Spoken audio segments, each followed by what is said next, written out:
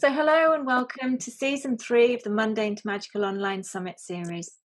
This summit's been divinely inspired to assist you all to reclaim your truth as multidimensional beings and embody your highest essence so that you can manifest your magical soul-fueled lives. I hope you're enjoying the series so far, and I've been really blessed to interview so many wonderful speakers and experts in their own fields of magic, soul evolution and growth over the series, and today is no exception. It is my absolute honour and pleasure to introduce Lorianne Spagna to the show. Hello.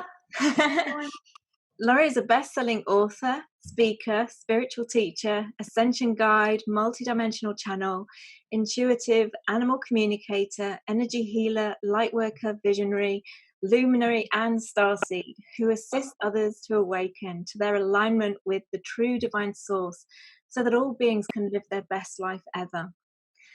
Laurie radically transformed her life after a series of near-death experiences and an abduction experience whilst living in Maui. And for over 20 years, she's transformed the lives of thousands of humans and animals around the world with her channeled ascension guidance, intuition, sacred energy healing, and animal communication and telepathy. Laurie offers seminars and workshops around aligning with our true divine source and the fifth dimensional reality and beyond, and also provides ascension training and support, channeled guidance, sacred energy healing, transmissions, dormant DNA activations, star code marking activations, and sacred key code activations for both humans and animals. Laurie is well known for her deep recognition of the deep and intimate animal-human connection in terms of how animals mirror our behavioural, physical and emotional tendencies, and with a focus on the interconnectedness of all beings. However, she's also actively engaged in assisting others through their awakening and ascension process, which is how I connected with her in her work. So it is my absolute pleasure and honour to welcome you to the show, Laurie. Oh, thank you so much for having me here, Lou. I'm so grateful to be here. I'm deeply honored at your introduction. That's very beautiful, sweet, and humbling. And thank you for that. Thank you so much for having me. Honestly, it is my pleasure. I've been really looking forward to this interview because I've followed your work for a number of years, and with the activations that you've done, the speed activations, I have felt and seen the shifts within myself and my journey. And so, yeah, I just wanted to share your work with the audience and anybody who doesn't know you.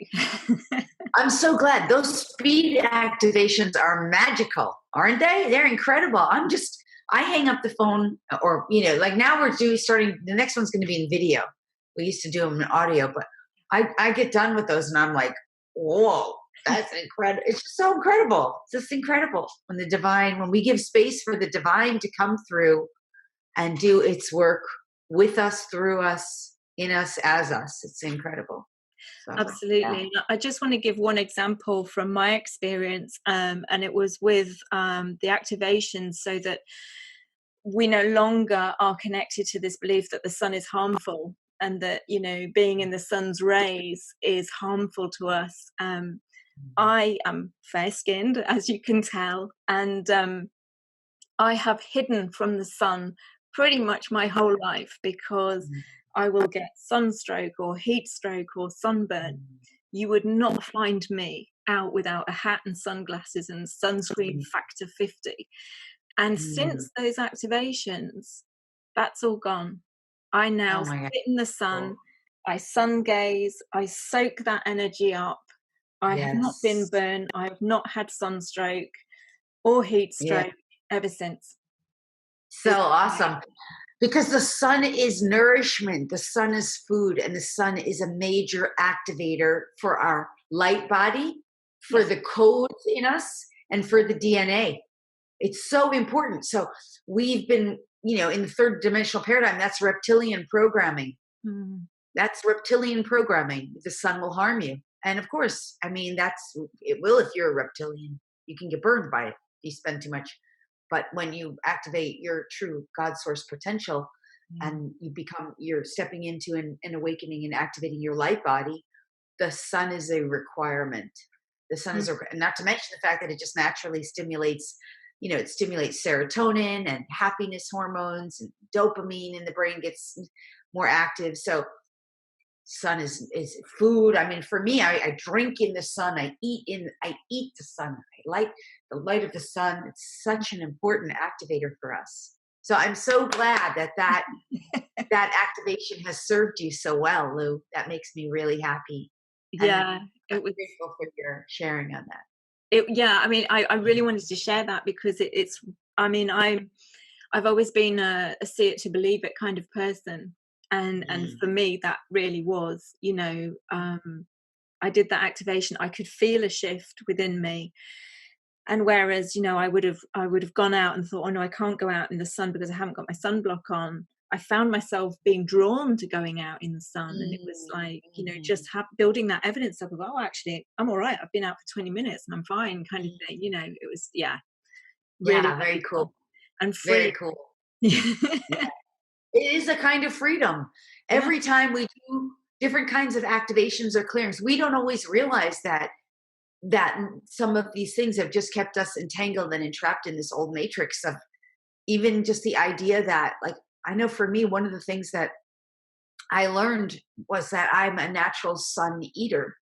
So especially I learned this just living in Florida, that on the days that I would take in the sun and just swallow the sun and eat the sun, I really didn't need food. I could just do a juice, a water, and I could sort of do a semi-fast on a day like that. And for me, that really feels so good for my body and so strengthening and cleansing. We don't really realize that even food in its own way is its form of enslavement. If you have to do something, if you need something like that, it's a kind of a subtle form of enslavement and entanglement to an old paradigm. So that if you can liberate yourself from that in any way, all forms of liberation are uplifting and enlightening and help support our expansion into the higher realms of conscious living, conscious existence. Absolutely. And certainly since then, I've also seen the shifts in my own lifestyle around food. I previously ate chicken and fish, stopped eating all meat completely, Right. stopped having dairy, stopped having Yeah. a lot of the kind of the processed foods, and have gone to a very simple, very nourishing, living plant-based diet. And again, I put it down to those activations because it helped shift and clear so many of the programs that were running through me just automatically that I hadn't been aware of, that were keeping me in that lower vibrational energy. Yes. Yeah, I learned this actually from animals, what I'm about to say, that when we eat dead animals, I mean, many of us in the consciousness community know that if you eat a dead animal, you kind of take on the energetics of that animal. You take on whatever they were experiencing in their life, their emotions, whatever, everything, including however trauma they died, but not everybody, most people don't know that what animals told me is that if you take on death, you activate death hormones in you. So you accelerate your own death when you eat death. And we don't know that. So the fact that you could say, well, activations, light encoded activations that we do helped you to eliminate animal food from your diet, that's actually extending your life. And in terms of an ascension point of view, what that's really doing also is that we're literally, our actions, I was thinking about this yesterday, every action we take is telling, it's not just the world, what kind of world you want to live in. It's like you're telling the universe, this is the reality I live in. So for example, when we buy organics or when we make the conscious choice to eliminate genetically modified foods, our brain is thinking that, and the quantum field is registering it, this direction, this is where this person's going. So we're lining ourselves up with our timeline and reality where that's our experience. We're having an experience where non-GMO is available. Whereas if someone's just not paying attention, they're lining themselves up with a reality, a time-space continuum, so to speak, where genetically modified foods are everywhere and they're not labeled. And they just, eating crap and they dying a slow death, that's eventually going to line up with other similar frequency-based ranges of information and energy that those kinds of experiences happen on. So it's very important, these little things we do that free and liberate us are lining us up with the kind of reality that we're going to be experiencing. And I also call these gifts to your future self. That's what I call these, because your future self wants to be healthy and young and strong and vibrant and alive and feeling good and happy with her body. And the person you are right now is determining which future self you're going to end up becoming. So you're giving gifts to your future self right now by the choices you make and the actions you take. Yeah. And so if one little speed activation call can help you with one little thing, like with those calls, like now they're like typically 3 hours. So we're clearing out all kinds of stuff in the DNA, and I call it corrupted programming. We'll talk about that some more with the group, but you're clearing that out, and then you're reactivating all this beautiful, brilliant, magnificent programming, like living joyfully, living happily, living your best life, excitement, optimism, and your original divine blueprint is being restored for your ideal and optimal state of health and well-being, which is actually part of the driving force behind, like, I just want healthy foods. I just want healthy nourishment. Like, that's what's making that happen. So you're activating that.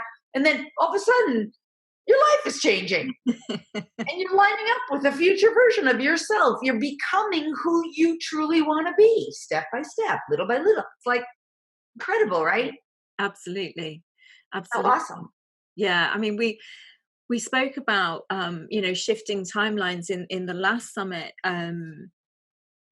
because a lot of the audience didn't really understand what that meant. But it is basically, all of the choices that we're making in this now moment are determining the timelines and all the different potential timelines that are out there that we're going to shift onto. And actually, that was one of the things that I kind of wanted to talk to you about today in a little way, but kind of linking it in with, within the lowest frequency timeline, we're aware of the 2-strand DNA that we hold, but we're kind of now coming into the awareness of there's lots of dormant DNA, but how do we activate that? How do we step onto our highest and best timeline and realign with our divine blueprint and get rid of all these corrupted programs? And I see them as like, rebooting our iOS. I see them as programs that are just running in the background that we don't even know they're there most of the time until we become conscious. Yes. Well, okay. So there's 2 key things you're talking about here. One is the timelines, and one is the DNA. So let's address them both. Just for clarity, timelines. Well, this is actually a much bigger conversation, but let's go into it a little bit. Timelines are essentially either you as an individual, whoever you are, or you and a group of people, however large or small, people and or animals together, make a conscious or unconscious agreement in your mind, and it could be a soul agreement, to have particular kinds of experiences. So we talk about a timeline. That's really what it is. You are deciding either consciously or unconsciously to participate in some kind of experience. And that experience is going to manifest itself on a particular timeline. So let's say, it's important also to understand, before I say the next, what I was going to say is I'm getting, it's important to understand that there's different kinds of timelines. There's collective timelines where everybody experiences something similar. Yeah. And within the collective timeline, so an example of that could be 9/11. Okay, it's because I'm in the United States, I'm mentioning that. Then within a collective timeline, people have sub-collective sort of experiences, which may be sort of subgroups. So some people were in the towers in this example, some people were in Manhattan, some people, and they had some different experiences, and then other people heard about it on the news and they had different experience. But so that's sort of like a tertiary or secondary kind of experience, like subgroups. And these can be changed, right? Because the collective experiences, you can't necessarily change the experience if it's a group contract. So, for example, all of humanity right now is on an ascension timeline, but they don't all know it. Yeah. So your tertiary or secondary experiences, like subgroups, some people are completely asleep right now. They have no idea anything called ascension is going on, but that is a timeline that they get to experience. And they have the opportunity to kind of wake up to other tertiary experiences, which are kind of different kinds of people waking up, having different kinds of experiences. That's a secondary timeline, so to speak. Yeah. Now, then you have personal timelines that are entirely unique to you, me, as individuals. And that's like, what am I going to experience today? Well, what am I going to do to activate my DNA? What am I going to do? How am I going to experience it? What telesummit do I want to listen to? Who do I want to pay attention to? Where do I want to go? What do I feel? What's my awareness? How am I changing? What's happening to me? That's all personal.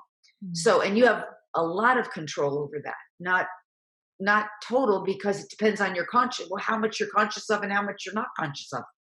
How much are you expanded and how much are you limited? Like, what are you working through? But nonetheless, that's for clarity's sake. Let's just understand that's basically what timelines are.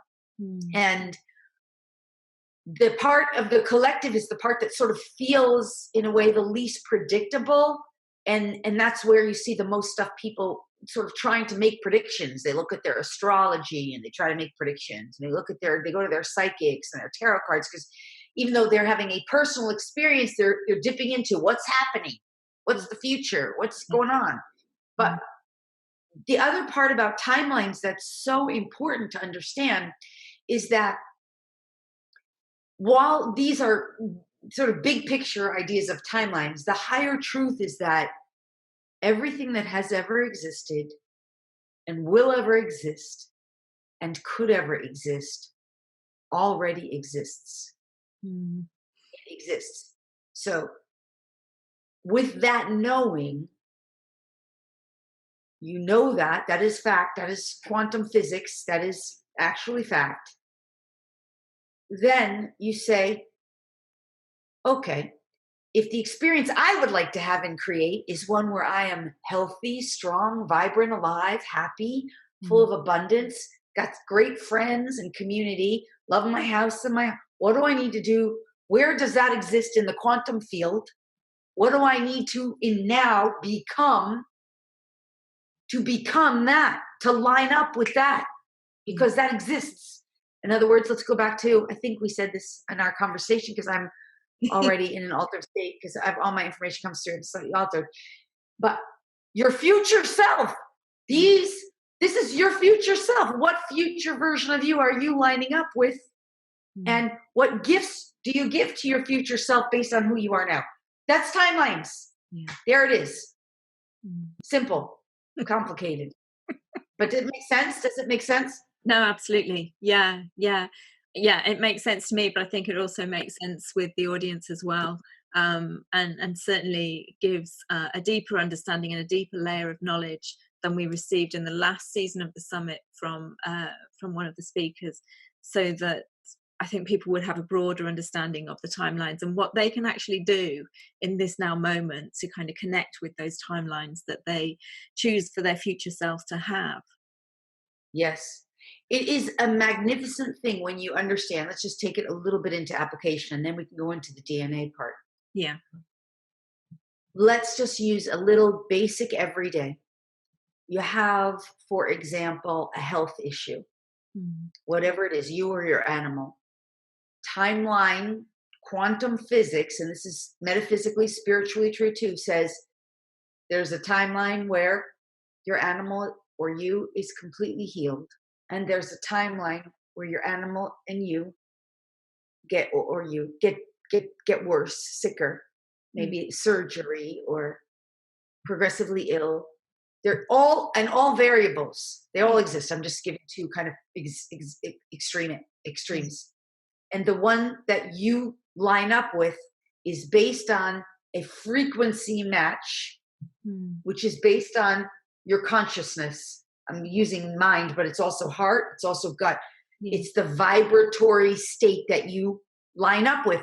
So if the choice is going to be on an unconscious level, we're going to get sick, it's going to get worse. The vibratory state would be something like this. Oh my God, we have to go to the doctor. I'm really worried. I'm really nervous. I don't know. This happened to me in 2000. My back's been hurting. My this, that. That's the kind of vibration that lines up. I don't know what to do. Yeah. That's the kind of frequency range that matches. With the other option in this example, the kind of frequency range that matches and aligns with that is like, I know everything's okay. And even if I'm intending it's all going to work out for the best, we're just going to go get our tests. We're intending for the highest and best, most benevolent. Our choice, desire, and intention is to be healthy and strong, vibrant and alive and well. We're taking care of our body. We're taking right action. We're mentally focusing on things of health. We're choosing healthy, youthful vitality. We're aligned with making ourselves healthy and strong. We're just using and relying upon our doctor for some diagnosis. We know whatever it is, we can handle it. We're going to take care of ourselves. We're going to make sure it's all good. We'll get the support we need, whatever. That's lining us up with that trajectory. Both options are available to you. Old paradigm way would be option number one. New paradigm way in this example, option number two. And I'm just using two examples. But I hope that's helpful because like I've had people, for example, I don't like using this reference because I do not do lost animals cases anymore. I still teach the classes, but I don't take on lost animals anymore. But because that's a whole other can of wax, but it's a perfect example. One live stream, lost animal, another live stream, animals alive. Yeah. Frequency match. And there's contracts in there, but it's a perfect example. I have found animals that other people had animal communicators tell them that the animals were dead or lost, never to be found again. It's an easy one. Yeah. It's such an easy one for me. I don't even do it anymore, but this is just all healing issues. It's just, it's if you really understand the application of timelines, it's completely life transformative. Like what we just did, you can hang up now. You don't need any. Like that's so good. It's so good to get that. And in third dimensional paradigm, people do not understand that. They just think there's one trajectory, one future, one outcome. Like they don't get that. But it also kind of, they give their power to something outside of themselves because they kind of slip into victim consciousness of there's nothing I can do about it. When there's absolutely everything that we can do about it, it's connecting with that creator beingness inside of us and embodying that, and like you say, kind of choosing into a timeline that you want to occur and directing everything in that direction. Yes. It's directing and aligning. It's sort of like consciousness direction and alignment. But you're absolutely right. See, this is why we clean out the DNA. This is why it's so important to do the inner work, spiritual. This is what I call healing. This is when people think of healing, they typically most people believe that you go to a healer because something's wrong. And nothing could be further from the truth. You go to a healer to make sure your energy is so clear that your mental, emotional consciousness and the frequency of the vibratory state that you're embodying is really aligned with the best version of yourself. Mm-hmm. So, because most people don't think like, I'm a victim. I'm operating on a victim consciousness, or I don't think this is possible for me, or my doctor told me this is going to happen, or I better check my tarot card reader because I'm afraid about my future, or they're not realizing the unconscious programs that are just operating. Yeah. And it's like, do you want to operate with Excel 3.0 or do you want to operate with, the latest version? You really want to be a clear, pure conduit and a pure channel for your own divinity to flow through you. So this is why, to me, a real healer, I can't say a real healer. Healers do all kinds of things, but the time to go to a healer is not necessarily when you're sick. The time to go to the healer is when you say, I really want to align myself up with my best timeline. Yeah. I really want to create my best life. I really want to get aligned with the potentials and possibilities that really are available for me. And since I can't necessarily see it, I just help me expand into those potentials. Yeah, You know? absolutely. Yeah. And I do love So, the way that you kind of describe the DNA activations with the kind of the healing and clearing of those kind of corrupted programs, because that is how I see them. You know, these programs yes. just running unconsciously through our operating system, as it were, and it is just about kind of clearing the distortion out and realigning with that divine blueprint. Yes. But also, I know you do an awful lot of work on the dormant DNA activations, and not just clearing out the old that is no longer serving us, but actually, you know, Yes. connecting and stepping up into all that we are. Yes. All right, well, so let's talk about the DNA, because this is like one of my favorite topics. So what we have, and we know this scientifically, of course, the first two strands of DNA are the stories and the records of our ancestors, right? And they really are holding, basically, it's, to me, it's mostly corrupted. So when I say corrupted, what I'm talking about is, let's say your ancestors had any health issues, that's corrupted. If your ancestral lineage has any form of disease, mental disease, physical disease, anything that's, you're told, runs in your family, depression, schizophrenia, diabetes, cancer, it doesn't matter, whatever it is, that's corrupted. Because beyond the first two strands of DNA, one of the first things after the first two strands that you start to activate is the soul activation of your soul mission. In that first strand, beyond the first two, is you get to your original divine blueprint, one of the first earliest kinds of activations. And the original divine blueprint is the expression. It's like opening up the blueprint within you for perfect health and well-being, your version of your ideal and optimal state of health and well-being. By the way, this is our animals too. So that's why I say the first two strands are corrupted. And that third strand, I'll get into it, but it's really aligning you with your true mission, getting you aligned with your true purpose, helping you follow your joy, your excitement, your optimism, etc. That's kind of like the third strand. Awakening. You just get access to your past lives, because you still are doing karmic work there. You're still doing karmic work.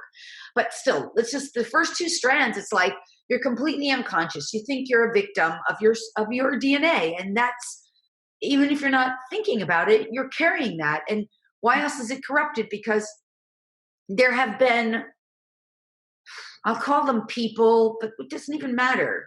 We ourselves, we got implanted. We travel in our sleep, things we're unconscious of. We do astral travel. We don't realize. We interacted with star beings. We had other lifetimes. We're not conscious of it. And our DNA got infiltrated in the first two strands. That's all they could get to. So, for example, divide and conquer. I've made this, I've talked about this so much, I feel like I've almost single-handedly made this one famous. It's in the DNA. So maybe that's not true, but in my world, I'm the only one I ever knew who knew about this. So it's in the DNA, and it puts you into situations of argument, debate, disagreement, conflict, confrontation. And you see it in the world: white, black, women, men, Democrat, Republican, United States, Russia, gay, straight. It just separates people. You see it in sporting events, my team, your team. It's not necessarily bad, but it's always about separation and division, and someone's better and someone's worse. That's the program running. And when you have problems in relationships, it's almost always divide and conquer is playing a role very often. Me, you, I'm right, you're wrong. Then here's some other corrupt. It's in the DNA. It has to be cleared. It's just a program. It's running unconsciously. Victim, victimizer. It's another one. Okay, that's an archetypical pattern. So it's not so much of a program. There's programs, there's patterns. But victim, victimizer. If you ever feel like a victim in your life, if you feel victimized, and it can be so subtle and insidious, because you could clear it, but there could be some frequency. That's how programs are different from, patterns are different from programs. You clear a program, stops running. Yeah. A pattern, you can clear it. The pattern can still play out, right? But nonetheless, maybe I'm going too long on this. Am I elaborating too much? No, I think it gives a good background and understanding for those that maybe don't know about what's held in the DNA. All right, good. So let me just say a couple other of the corrupted things, because it's good to help people know. Mm-hmm. People don't know this. They have something called crucifixion implants. They have no idea. It's connected to religious schools, cults. A lot of spiritual people don't even. So it's basically a crucifixion implant is all about suffering. You're born to suffer. You're disconnected from the earth, Mother Earth. You're disconnected from your conscious ability to create and make things happen, and you're disconnected from your higher knowing. When people say things like, I'm blocked, it's usually a crucifixion implant is in there. If they feel really powerless, if life has been a struggle, if they're walking around thinking or feeling like the universe isn't helping me, the universe doesn't care about me, that's usually a crucifixion implant. If they have strong religious issues, one way or the other, if they perceive spirituality to be a cult, spirituality is not a cult. True spirituality, is about restoring really our recognition as we are one with the divine, at one, becoming at one with the divine. Everything else is just paths and journeys of study or whatever. Like religion, it's not necessarily all bad. It's a path of study. So a cult, we term cults are so bad because there's brainwashing and stuff. Well, some people would say some religions are cult-like. It's very true. The point is that any of that stuff, if you think God is punishing people, if you think you're a sinner, if you think that is a crucifixion implant in the DNA. Yeah. And you don't even know it's in there because nobody taught you that. So this is the stuff that has to get cleared out of the first two strands of DNA. I just want to say a couple other things. It's also linked to money. It can be easily linked to money, wealth, abundance. There can be programs of poverty in there, entangled with beliefs and belief systems, which are not necessarily in the DNA, but they could be imprinted into the DNA. So those are called imprints. I mean, all that stuff, it's corrupted. So you have money issues. Another one is if you've been spending your whole life looking for your partner and you can't find your partner, your true divine relationship, it's very possible that could be something from lifetime of old hag, which is pattern, a program that could be running and operating. So those are just some examples. And I could go on and on because that's a 6-hour class, teaching, exiting the matrix. But anyhow, that stuff needs to be cleared and resolved. Does science know about this? No, that's not how they look at it. They don't see that stuff under a microscope. That's not their job. This is a spiritual practice. And this is the art of developing connection with higher realms beyond our physical world. That's what I do. So then let's talk a little bit about the other 10 strands. Can we do that? Absolutely. So as I mentioned, okay, the moment you get through to the other 10 strands, and by the way, you have to activate, I know you know this. What do you have to activate in the DNA in order just to get the gateway is the compassion gene. You got to get through compassion. So you have to develop compassion before you can really access those other 10 strands. This is why a lot of 3D people don't even know it exists, because in the 3D world, you are still learning a basic lesson of compassion. Also, service to the greater good. You have to learn that lesson. Happens in a mental way. The compassion opens the heart center and is a gateway to the other 10 strands of DNA. By the way, we know there's way more than 10 strands. Yeah. They're etheric. They haven't been discovered by the physical microscope yet. They haven't been able to find that yet because they haven't been anchored. The reason they haven't been discovered by a microscope is because they haven't been anchored into enough physical bodies. So those of us who are light workers working with the DNA, this is why I love activating these other strands way beyond the first 12, because as we anchor them into our bodies, this is when science will eventually discover it. And we know this. Why? I know I just got a little off track about this, but we know this because, you know, I've been doing dormant DNA activation since my induction experience 12 years ago, 15 years ago, whatever. It took me a while to do them for other people. The induction experience was about 15 years ago, first contact experience. But I didn't start really activating it for other people until, you know, maybe 12 years ago. As far back as 10 years ago, I probably have it on recording. I mean, probably 10 years ago, maybe 11 years ago, I have it on recording. Back then, they didn't even call the other 10 strands dormant. They called it junk. Yeah. Right. So in 2012, they started acknowledging that it's only dormant, not junk. Why? Why did science in 2012 discover it? Because we were doing it on faith. We made it real in the physical world. We knew from the non-physical teachers and the higher beings and our higher guidance and our connection with divinity, that DNA is good. It is good. It's not what science says it's junk. And then suddenly 2012 science is like, oh, it's not junk. It's real. It can be awakened. Because we took it from the non-physical world and anchored into the physical world. And this is how everything happens, actually. So now in January of this year, 2019, science discovered 4 more codes, 4 more genes. Yeah. They didn't even know they existed. How did science discover it under a microscope? Because we have been activating those codes. We've been doing it on faith with zero science. So science then was able to validate it. Enough physical people and animals activated enough of it that it took hold in the physical body and it materialized as real. And then some scientists said, oh, look what I found. That's how it works. Basically how we create new earth in physical reality, isn't it? You know, yes. Enough people doing the work, clearing their field, aligning with their divine, or realigning with their divine blueprint. And then we actually embody it. You know, that to me is the most important thing. That's the key, you know, embody it into our physical form, and therefore we embody it physically throughout this whole planet. Yes, absolutely. Exactly.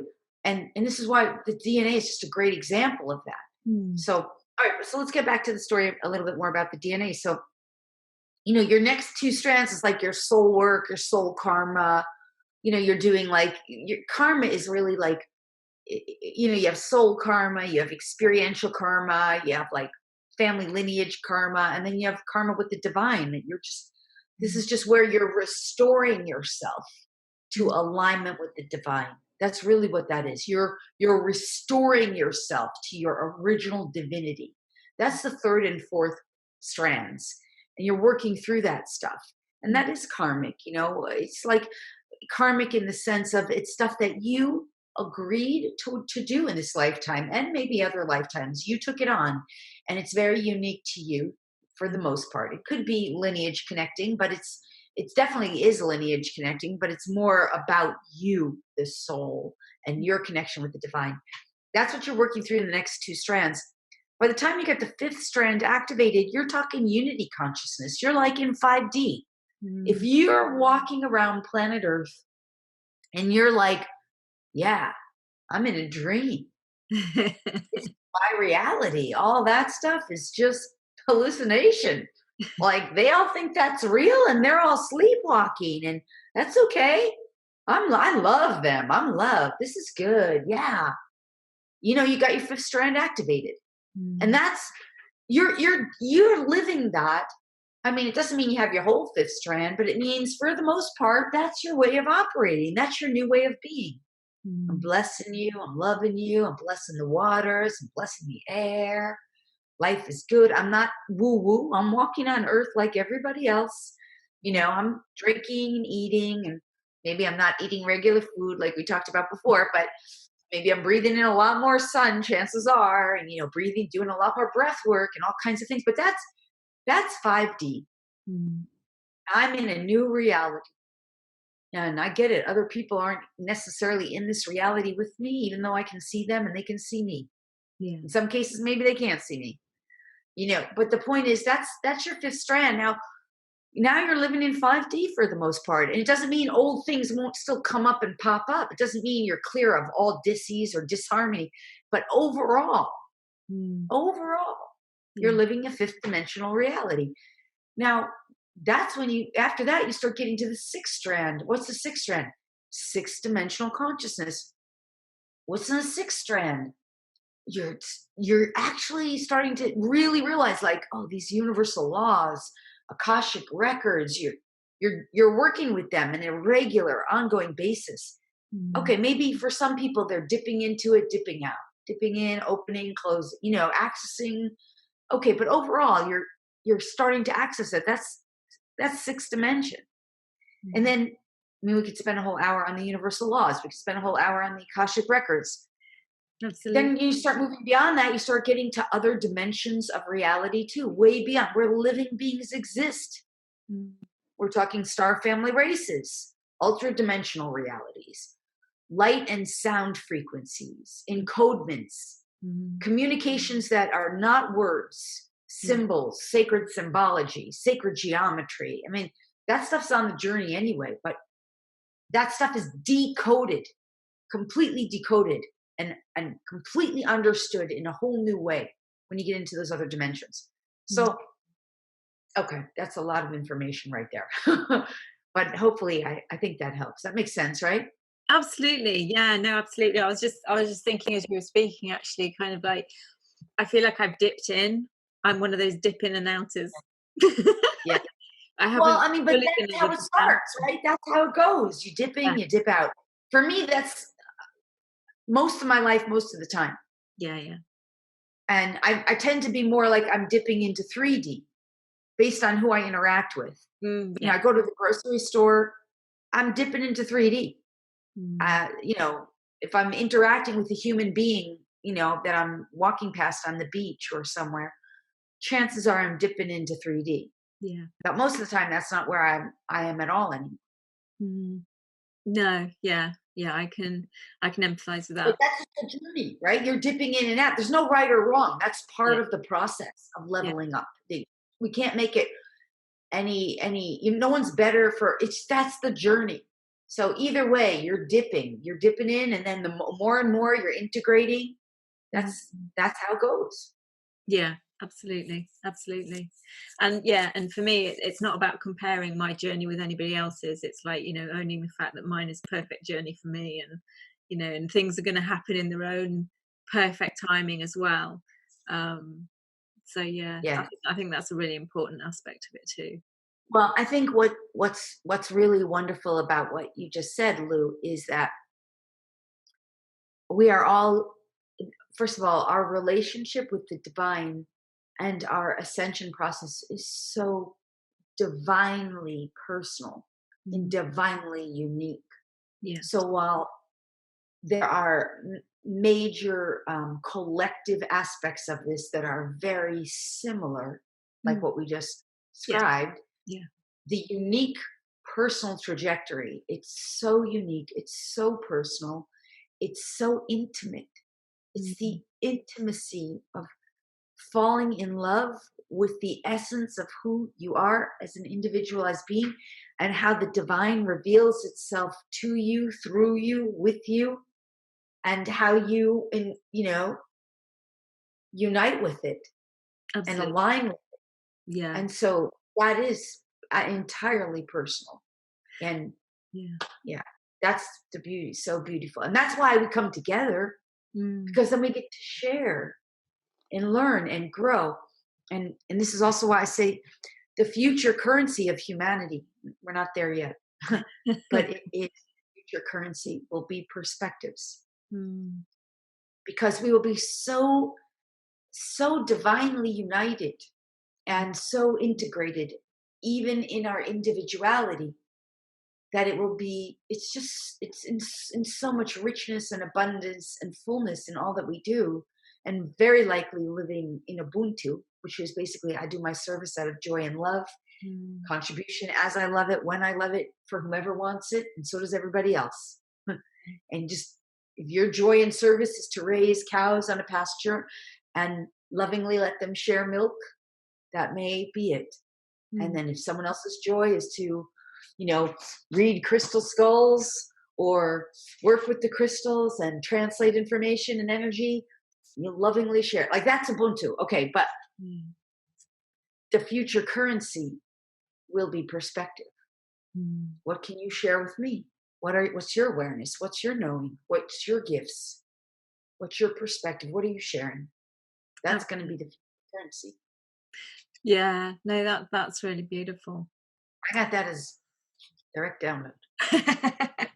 Excellent. I love, my favorite thing is when I get information from the non-physical realm and then I translate it.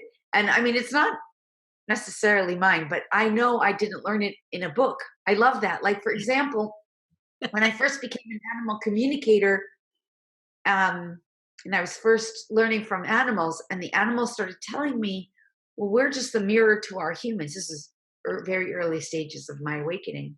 And we're just sponging up and everything, that they're experiencing and taking it on. I thought I was the only one who knew that. I didn't know that other animal communicators knew that. So I'm like thinking like, oh my God, I have this brilliant knowing that the animals taught me and nobody else knows. It's not like that, right? It's just consciousness in the field that we all tap into and expand into. We all have access to all of it. It's just, that tends to be one of my most favorite things, is to access information that I've never learned from anyone, and to the best of my knowledge does not exist in any physical form yet. And it's brand new. Yeah. That's something I think I'm a little crazy because I'm getting information. I love channeling. I love it when stuff just comes through me and I just get the immediate need to share it. It's like it's through me and it's coming out and being shared. And if one person resonates with it, fabulous. It's like it served its purpose. But I love those moments. And especially for you, because it's the gift for you. That's how your divinity is unfolding for you, right? Absolutely. So, yeah. And to watch that journey unfold as well, as I start doing more of the activations and allowing myself to connect more and become that clear and perfect channel. I mean, that's kind of, being a clear and perfect channel has been my intention since I was about 3 and 5 years old. That was the one thing that remained with me my whole life. Everything else I locked in a box, but it was like I held on to that. And so that I love those moments. Absolutely. You're so meant to be that. You're so divinely meant to be that. We know that's like, that's that part of your Pandora's box that was open before it ever got closed. When you're so young, that's your earliest truth that comes out before it's like, oh, you can't have that, shut it down. Like the messages from the world. That's your truth. That's so beautiful. And of course, that's what. Absolutely. I love that you showed the crystals, because that was something that I really wanted to kind of, allow you to share, because I know you've got another, I mean, you do them, I don't know how many years you've been doing them, but you do a week's excursion with groups where, you go and you actually dig for your own crystals and things and connect with the earth and connect with the crystals and do lots of activations with them. So I would really love for you to share that, because I know you've got another one coming up next year in September. Which I'm intending fully to manifest. I'm so excited. You're going to come. I'm having you. You're coming. Well, let me just say, what I want to say is we go to Arkansas, and these are Lemurian crystals. This is a crystal I got in Arkansas. And this is one I actually pulled from the earth myself. And these crystals are record keepers, just like trees are record keepers, just like your thumbprint is a record of who you are. And your DNA is a record keeper. We just talked about how your first 2 strands are the records of your ancestors, right? Yeah. So these are record keepers too. And they're storing up solutions for us and codes that are in the DNA that are able to be unlocked This is where some of where I get the information of where codes there are.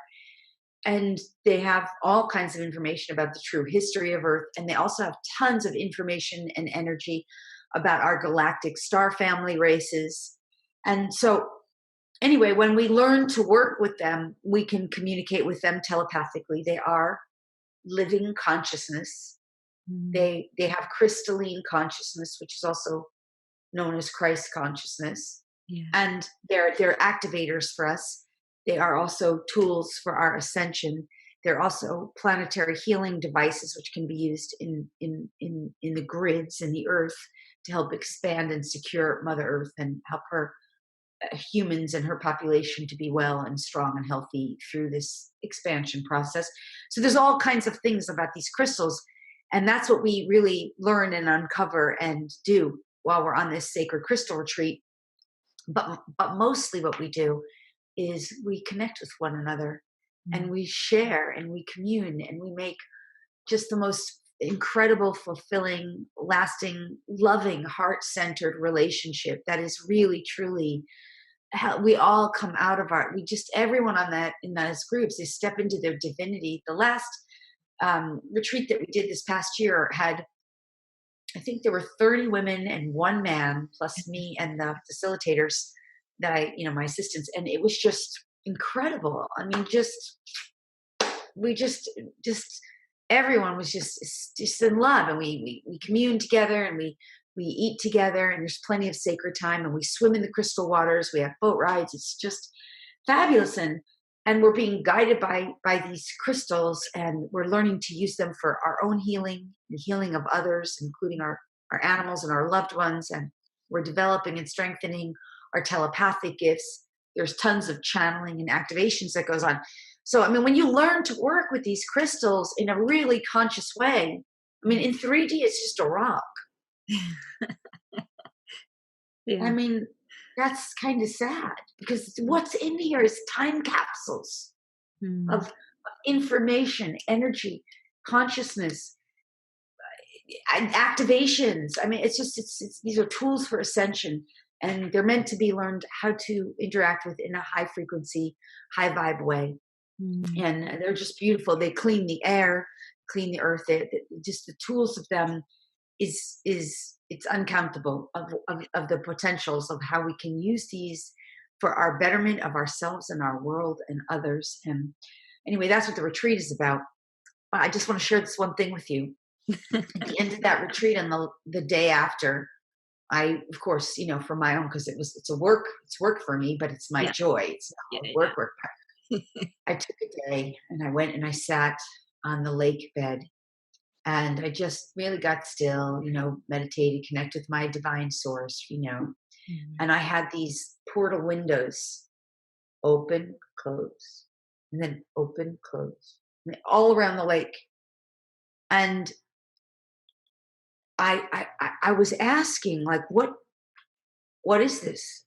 What's going on here?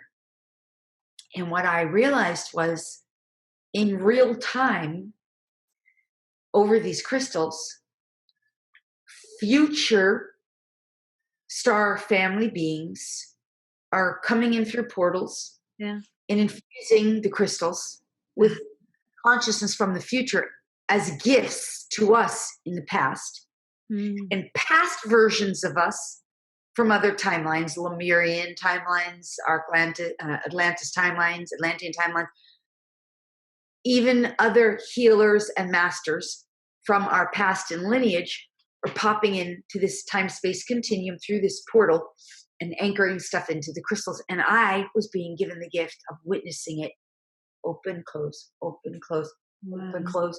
And I had to sit there with it and like, this is incredible. Like, what am I witnessing? This is the magic and the miracles that happen in that area. That's all I can say. And that's just one teeny example. Miracles upon miracles when you're there. I just got an email from someone last night who came on the journey, and she just told me how her life has completely transformed for the better. I have all the people who have come on these retreats with me. We're still in touch, and they're always giving me feedback about how their lives are transforming for the better. They're stepping into more of their mission. They're living better. They're healing. falling in love with their lives. Absolutely. I mean, crystals have been a close companion of mine since childhood. I mean, I've spent all my pocket money on crystals as I was growing up, and I've had this particular one for decades, and I know it's a record keeper, and I know it contains loads of information. Yes, I can see all the lines on there. Yeah, and I've sat in meditation, and I've tried to unlock it, but it was like, no, it's not the time, and I just really feel like it might be, I'm coming closer to that time, and so it's like I'm super excited. Oh, that's gorgeous. Yes, and that crystal does love you. That crystal loves you. Beautiful. So just such a beautiful energy. And I mean, I don't know, I've never been able to understand how people can just see things as rocks, or just a tree, or just a this, or just a that. It's just, everything has consciousness, everything, no matter what you're drawn to connecting with. Open yourself up to receive what wisdom, what gifts they've got to give, because they're just everything. Animals, plant kingdom, whatever. It's full of so much goodness, so much good stuff. Yes. Before we bring it to a close, actually, because I'm just aware of the time, I'd really love for you to talk about animals, because obviously animal communication has been a massive part of your journey and the work that you do. And I just had an opportunity to put out for whether there were any questions, and one of the audience has asked, Jenny has asked, how do you keep dark energy entities, whatever is releasing from a healing or whatever work they're doing, to not attack to our pets when they are in the space? How do we protect, because obviously she's very aware the animals are very sensitive, intuitive souls, and what I've found actually is that they take on the pain, or whatever energies that we are releasing. And so she's asking specifically, when she does spiritual activations and healings, how do we protect them from just soaking it all up and taking on these energies? Okay, there's a two-part answer to this. So the first is, of course, through our own process of transmutation. So we're transmuting. We're transmuting energy. So when you transmute it, you just don't dump it, right? A lot of healers, that's kind of what they do. They just sort of dump it. It's like, clean it out. It's, where did it go? It just went right there. So you have to find a place to put that energy. And that's effectively what you doing. So we're transmuting it. So the two-part answer is, number one, well, for me, I transmute everything back to source. Yeah. That's what I do. I return it to source, the original source that created it. And I mean, to me, that's the way to do it. But there's a second way to do it. And that is that you can return it. I got to give you the second part answer. Let me just get this embedded in my head, because my guidance gave me the answer to give you. So the second part of that transmutation part is you can return it to where it came from, its original source. Because a lot of times when you're talking about entities, they're just, sometimes they're wayward souls. They don't know where they're coming from, where they're going. Sometimes they're trying. I always say everyone and everything's trying to find its way back to source. So I just return everything to source, because that's where we originated from. But in some cases, if you've got something really sticky, like a demonic or an entity or some kind of shadow being, there's another being that uses that for fuel, energy, and life force. That's an option too. You have to learn how to do that. That's not something I can teach in 5 minutes. But you can, just by simply intending, that's part of it, to return it to where it came from, and or to return it to source. Just that alone. And then you can do a kind of symbology. Give it to source. Give it to source.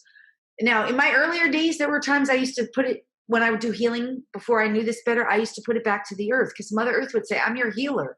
I don't mind being your healer. Just don't dump toxic chemicals on me, but give me your sadness. I can take that. In my earlier days, that's what I got. Now I wouldn't do that so much, but that's a shaman type of thing. You can burn it in a fire. You can take the energy of it symbolically, burn it in a fire. That's an option. Write it on a piece of paper, flush it down the toilet. Those are very junior, to me, kind of junior level ways. If you don't know how, that's a good way to start. Yeah. Now, second piece, bring it back. Please remind me. It was an important thing that was supposed to come through. I feel like I've lost that other piece. But the idea is, when you're really stepping up in your healing as a healer, you have to learn how to return it to source and transmute it. That's what I do. Vortexes and energy centers help with that. If you know how to create a vortex, getting into a 0 point field, transmuting it that way. It has to be transmuted. You can't just flush it. You can't not do something. Then the animals do absorb it. Yeah. So I wish I could remember what that other piece. Oh, I got it. So also very important is to understand, I teach this in my Dark Arts training and Exiting the Matrix classes, and in my Sacred Membership, you have to claim sovereignty. So if you're the animal companion, you have to claim single soul occupancy. If you're the animal companion's human, you can do this for them, because an animal doesn't speak, and the animal is, on certain levels, has provided authority, consent and authority to you, their human, to a certain degree. So you, for the animal, can say, this animal known as, AKA name, single soul occupant, the only soul allowed in this body, according to the law, universal law, intent, consent, and authority, I command this. It must be done. Now, that forces that entity or other, if it's another being, I mean, she's just talking about shadow stuff. That's just the part of the healing process. You send it to source. But if it's a living being like an entity, that forces that entity has to get out of that body. But you still have to know how to transmute it. Yeah. So those are the two parts of it. Does that make sense? Did I answer that in a helpful way? Yeah, absolutely. Yeah. And single soul occupancy. Yeah. Absolutely. By the way, every human should be saying that on a daily basis. Yes, absolutely. Single soul occupancy. Something that my guides kind of brought through, just the absolute importance of the basics of commanding single soul occupancy, commanding sovereignty of our energetic space. Yeah. And, you know, for those who we are responsible for, children, animals and things like that. Yes, because you understand, in 3D, people are walking around covered in entities and demonics. I mean, if you've got an addiction, if you drink, any form of addiction, any form of, substance abuse, that means there's almost always multiple entities or demonics. But that's because drink, gotta drink. That's what they said. Yeah. Suicide stuff, that's almost always entities, demonics. Multiple personality disorder, entities, demonics. Schizophrenic disorder. That's one of the things that would help. Just saying, I command single soul occupancy. If the person who has it says it over and over again, every day, every single day, because a lot of those are sticky suckers. Yeah. But I mean, that's like, there's other things, right? It's not a cure-all, fix-all pill. And the thing that's important to understand is that on Ascension, when we're traveling through Ascension and the awakening process, that's not really part of our reality, because at a certain point, when you raise your frequency so high, you're not vulnerable to that stuff anymore. You really aren't. You can't get into your frequency range. And your focus should always be on the light. And the truth about animals is that's their focus already.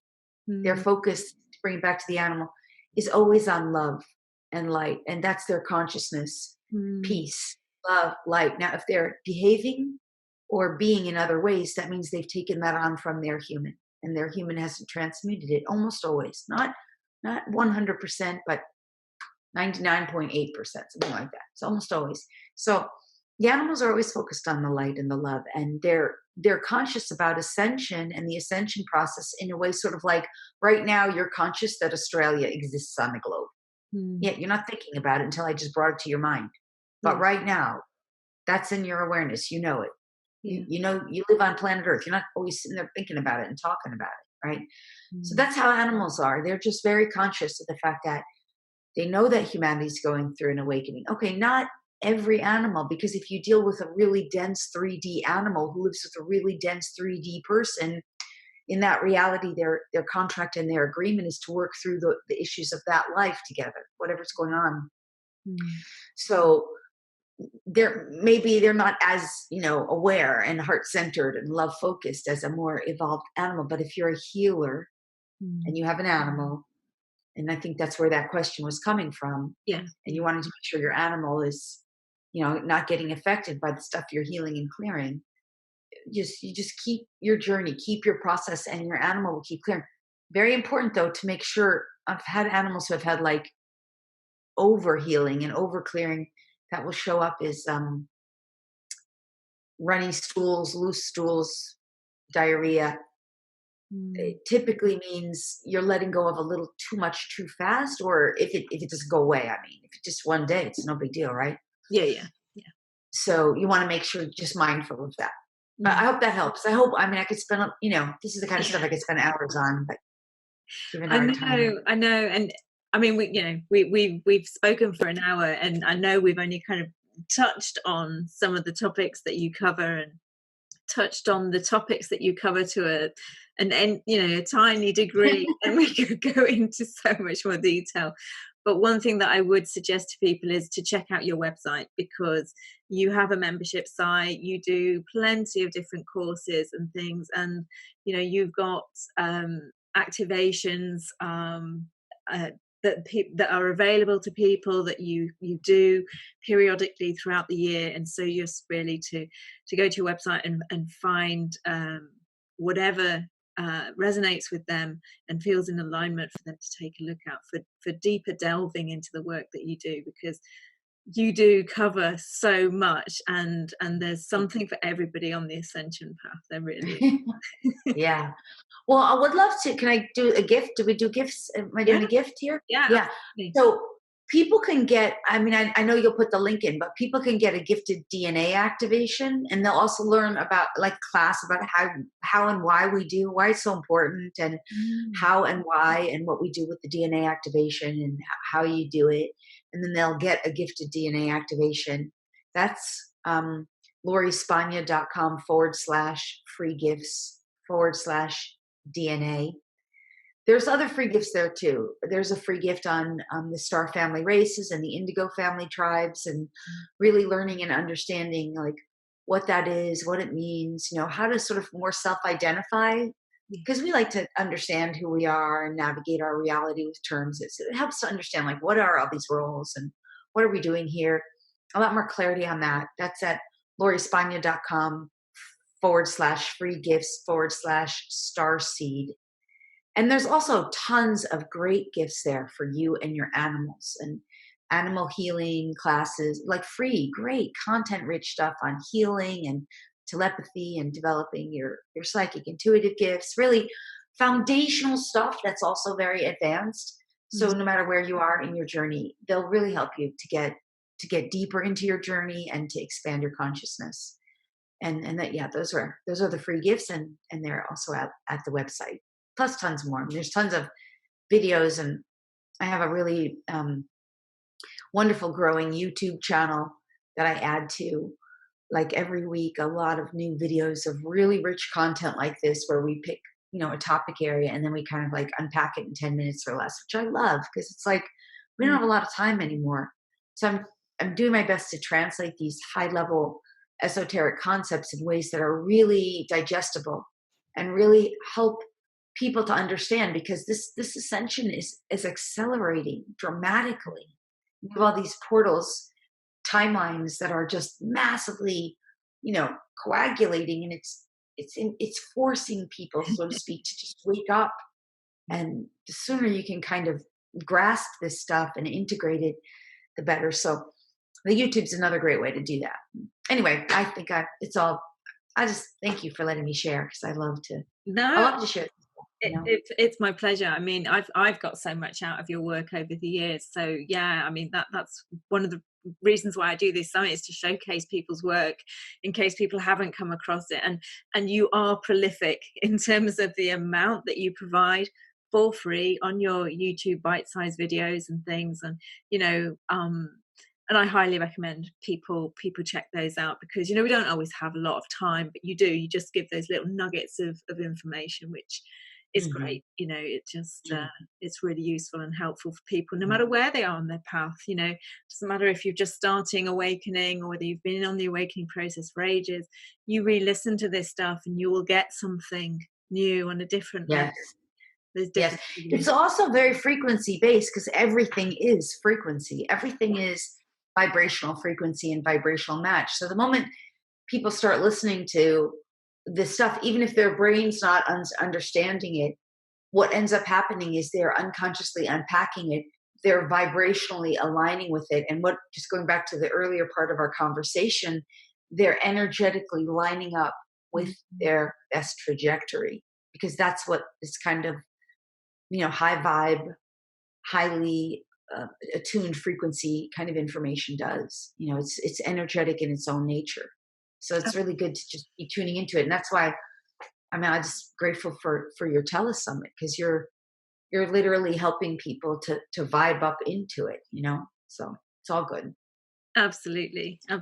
So thank you so much for joining us today. It's been an absolute pleasure speaking with you. I love your energy, and I love sharing your energy with the audience.